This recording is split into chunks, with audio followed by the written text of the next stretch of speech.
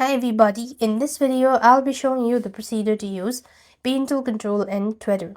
Now Twitter does not have a traditional parental control, but you can use the built-in privacy and safety settings to create a more protected environment for a child's account.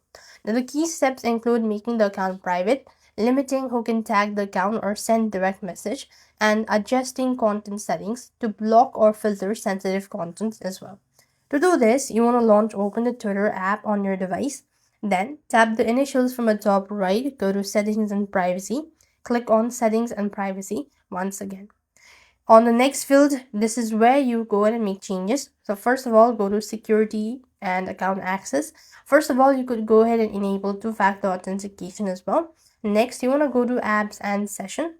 Here, you should be able to find any sort of apps located. You could go ahead and look for that as well. Otherwise, you just need to go ahead and come to this privacy and safety section. So basically, you go to make changes right on this page. You could make changes with audience and tagging, your post, content you see, mute and block, direct message, pieces, all that. So this is where you'll be able to use a parental control and Twitter account. So that's all. I hope the video was helpful. Make sure to like, share, and subscribe. Thank you for watching. See you in the next video.